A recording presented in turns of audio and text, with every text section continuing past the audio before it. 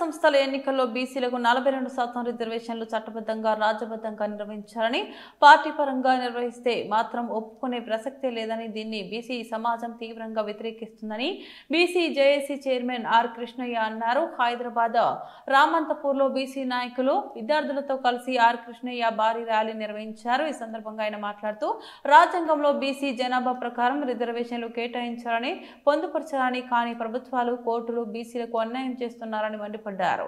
SC ST ఓసీలకు జనాభా ప్రకారం రిజర్వేషన్లు కేటాయించినప్పుడు బీసీలకు ఈ నియమం వర్తించదా అని ప్రశ్నించారు. 50% సీలింగ్ అనేది ఏ కోర్టు ఏ రాజ్యాంగంలో పొందుపరచలేదని రాష్ట్ర ప్రభుత్వం అన్ని లెక్కలు తీసి జీవోలను అమలు పరిచిందని అన్నారు. కాబట్టి 42% బీసీ రిజర్వేషన్ వచ్చేంత వరకు పోరాడతామని హెచ్చరించారు. ఎందుకంటే బీసీలకు భిక్షం వద్దు, రాజ్యాంగబద్ధంగా ఇవ్వాలి. రాజ్యాంగంలో క్లియర్గా బీసీలకు ప్రజాస్వామ్యయుతంగా రాజ్యాంగబద్ధంగా ఇవ్వాలని రాజ్యాంగంలో పేర్కొన్నారు. ప్రభుత్వము కోర్టులు వ్యవస్థలన్నీ బీసీల జీవితాలతో చెలగారం మారుతారు. ఏం తమాషా ఉందా? మేము అన్ని ఎస్సీ ఎస్టీలకు జనాభా ప్రకారం ఇస్తున్నాం, ఓసీలకు జనాభా ప్రకారం ఇస్తున్నాం. ఒక్క బీసీలకు మాత్రం జనాభా ప్రకారం ఇవ్వకుండా కోర్టు కేసులు అవి లేవు అని చెప్పి తప్పుడు పద్ధతిని అవలంబిస్తున్నారు. అందుకే ఆల్రెడీ అసెంబ్లీలో చట్టం చేశారు, రాజ్యాంగబద్ధమైన జీవో ఇష్యూ చేశారు. జనాభా లెక్కలు చట్టం డెడికేటెడ్ కమిషన్ నియమించి జనాభా లెక్కలు తీశారు. 57% జనాభా ఉంటే 42% ఇచ్చారు. చట్టపరంగా న్యాయపరంగా రాజ్యాంగపరంగా ఎలాంటి అవరోధాలు అడ్డంకులు లేవు.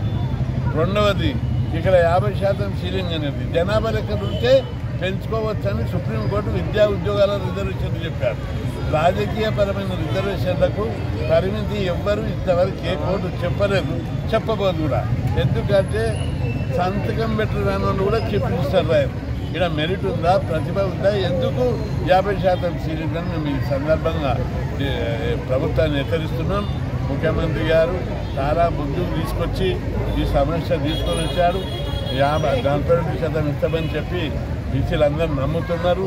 ఇలాంటి పరిస్థితుల్లో తొందరపడి మేము ఏదో ఒకవేళ కోర్టును కొట్టేస్తే ఎట్లా, మేము పార్టీ పరంగా ఇస్తామని చెప్పి అంటున్నారు. అన్ని రాజకీయ పార్టీలు కూడా చట్టబద్ధంగా ఇవ్వాలని అసెంబ్లీలో బిల్లు పాస్ చేశారు. ఇప్పుడు ఈ బిల్లు ద్వారా మీరు ప్రభుత్వానికి కేంద్ర ప్రభుత్వం దగ్గరికి ముఖ్యమంత్రి అధ్యక్షతన అఖిలపక్షాన్ని అన్ని పార్టీలను తీసుకొని పోయి ప్రధానమంత్రితో చర్చలు జరిపి పార్లమెంట్లో బిల్లు పెట్టి ఫ్యూచర్లో ఎలాంటి న్యాయపరమైన అవరోధాలు లేకుండా రాజ్యాంగాన్ని సవరించాలని డిమాండ్ చేస్తున్నారు. రిజర్వేషన్లు పెంచిన ప్రతి సందర్భంలో కోర్టులు ఇతర రాజ్యాంగ వ్యవస్థలు అడ్డుకుంటున్నాయి. అందుకే ఒక్కసారి జనాభా ప్రకారం రిజర్వేషన్లు పెట్టాలని రాజ్యాంగాన్ని సవరిస్తే విద్యారంగంలో, ఉద్యోగ రంగంలో, రాజకీయ రంగంలో రిజర్వేషన్లు పెట్టవచ్చు. అదేవిధంగా పార్లమెంట్లో బీసీ బిల్లు పెట్టి చట్టసభలో బీసీలకు 50% రిజర్వేషన్లు పెట్టాలని చెప్పి నేను డిమాండ్ చేస్తున్నా. బీసీ వాదం బలంగా ఉంది. దేశంలో ఎక్కడ విధంగా ఇక్కడ బీసీ బంద్ జరిపాం. ఈ బంద్ ప్రభావంతో దేశమంతా కూడా తెలంగాణ వైపు చూస్తుంది. తెలంగాణ ప్రజలు ఏమైనా చేస్తేనే దేశంలోని ప్రజలందరికీ బీసీలకు రాజ్యాంగబద్ధమైన హక్కులు లభిస్తాయని ఎదురు చూస్తున్నారు. అందుకే బీసీ సంఘాలు, బీసీ కుల సంఘాలు, నాయకులందరూ కూడా పెద్ద ఎత్తున ఈ ఉద్యమాన్ని ముందుకు తీసుకుపోవాలి. అందులో భాగంగా ఈ 16 నాడు రాష్ట్ర వ్యాప్తంగా న్యాయదీక్షను ఎందుకు పెట్టామంటే ప్రతి సందర్భంలో కోర్టులు, న్యాయ వ్యవస్థలు బీసీ రిజర్వేషన్లకు వ్యతిరేకమైన భావన ఉంది. అందుకే బలమైన అడ్వకేట్లను పెట్టి కేసు వాదిస్తే గెలుస్తుంది.